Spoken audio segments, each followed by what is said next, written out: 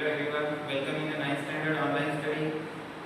Today is our subject is geography, and in geography last few days we discussed about the third chapter of this subject, exaggerative process part first. In this lesson we discussed in previous parts first mechanical weathering, how the mechanical weathering occurs, what are the effects of mechanical weathering. Second, chemical weathering. In chemical weathering, we discuss about the carbonation, solution, and oxidation. Okay. Today's our topic is biological weathering. Today we are going to discuss about the biological weathering, and in that sub points are rapid mass movement and slower mass movement. So we are going to discuss about the rapid mass movement. Open your textbook page number 27.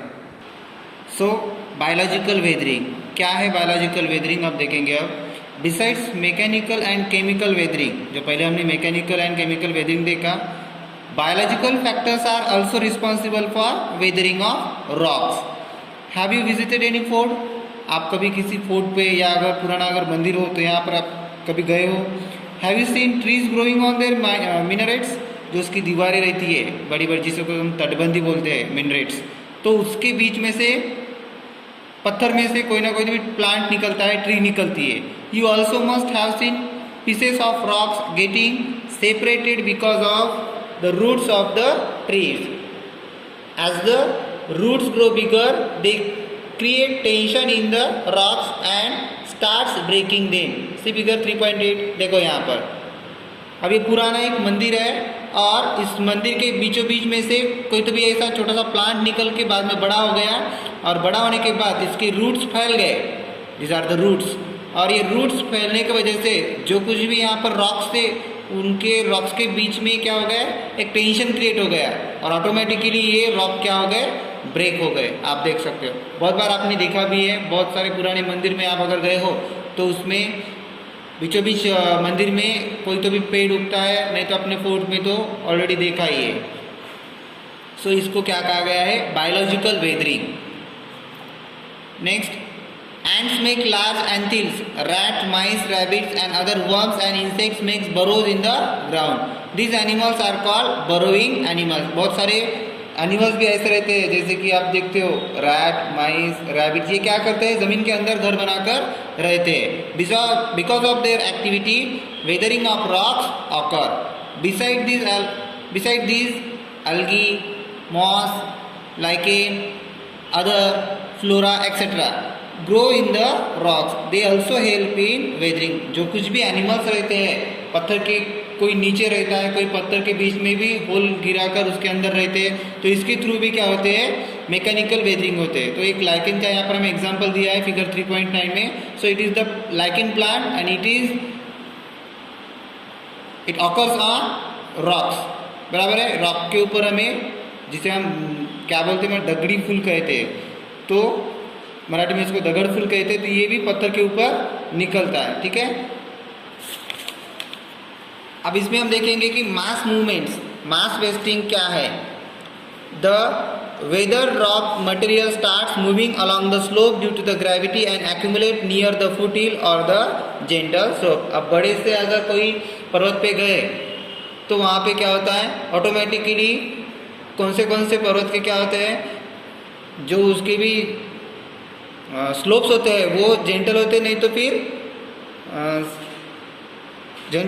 फिर slower होते, कम ज़्यादा रहते हैं। तो जितना ज़्यादा रहेगा slope, जितना ज़्यादा जेंटल रहेगा, उतना क्या होता है, जेंटल स्लोप यानी जो सॉफ्ट होते हैं, एकदम थोड़े से कम उतार वाले होते हैं। तो देखेंगे the weathered rocks material start moving along the slope due to the gravity and accumulate near the foothill or the gentler slopes. This process has been happening for years. अब इसको सालों साल भी लगते हैं। कोई भी पत्थर एकदम से ऊपर से नीचे नहीं गिरता, इसको सालों बाद ये पत्थर जो है, रॉक्स, नीचे आना शुरू होता है। This process has been happening for years. The weathered particles from a conical heap at the foothill. When weathered particles move down to gravity alone the process is called mass movement. Gravity के through भी क्या होता है, पत्थर नीचे आना शुरू होता है, तो उसको मास मूवमेंट कहा गया है। तो मास मूवमेंट में दो मूवमेंट्स है, पहले वाला रैपिड मास मूवमेंट और दूसरे वाला slower mass movement. Mass movements occur in two ways, it is rapid on steeper slope. देखो स्टीपर स्लोप जो ज़्यादा उतार वाले होते हैं वहाँ पर रैपिड होता है, और while it is slower on gentle slope, जो कम उतार वाले होते हैं, थोड़े से फ्लैट होते हैं, तो वो जेंटल स्लोप पे। तो सबसे पहले rapid mass movement, rockfall, landslides, land subsidence occurs rapidly, their effects are very destructive. वो ज़्यादा उतार वाले होते हैं। देखो यहाँ पर 3.12 में ये रैपिड स्लोप है, एकदम जो एक दिख रहा है हमें यहाँ से 3.12, देखो ये क्या है, एकदम रैपिड है, बराबर है। और ये जो नीचे वाला दिख रहा है हमें वो क्या है, जेंटलर स्लोप है, कम है, थोड़ा सा ज़्यादा देर लगेगा। ऊपर अगर रॉक है तो नीचे आने को उसको थोड़ा टाइम लगेगा, पर यहाँ पर जो देख रहे हैं हम ये एकदम क्या है, स्टीपर स्लोप है। तो देखेंगे यहाँ पर the probability of this events is more than regions having humid climate and steeper slope, a thick layer of weathered material from on the slope. When it rains in such areas, the rainwater penetrates the weathered material and their weight increase. The weathered materials move very rapidly and come down the slope. For example, the mudslide at Malin village of Pune district. अभी हालांकि 4-5 साल पहले मालिन जो गांव था तो वहाँ पर एक दुर्घटना घटी थी, उसका भी स्लोप थोड़ा सा स्टीपर था, तो वहाँ पर पूरा जो ऊपर का जो कुछ भी हिस्सा था मिट्टी के साथ पानी के थ्रू वो नीचे आ गया था, तो वो भी घटना बहुत ही डिस्ट्रक्टिव थी। Sometimes the weathered materials do not move downward but sink in sieve where they are, this is called slumping. कोई भी अगर हिस्सा है तो एकदम ऑटोमेटिकली वो नीचे से ऊपर आता है, उसके अंदर भी पानी के थ्रू और क्लाइमेट, ह्यूमिड क्लाइमेट के थ्रू क्या होता है, टेंशन क्रिएट होता है और बाद में फिर नीचे आता है। देखो यहाँ पर 3.10 में हमें दिखाया गया है स्लीपिंग, स्लम्पिंग। तो ये है स्लम्पिंग, ये पूरा माउंटेन का हिस्सा है और यहाँ पर स्लम्प हो चुका है, तो पूरा ये हिस्सा ऑटोमेटिकली नीचे डाउन द फुट हिल्स आता है। Okay, slower mass movement in areas with dry climate and gentler slopes, mass movement occurs slowly. Soil creep is a common phenomenon in such areas. In periglacial regions along the slopes, small layers of soil accumulate because of the movement of the soil. This is called solifluction. एकदम जहाँ पर climate कैसा होता है, dry climate होता है और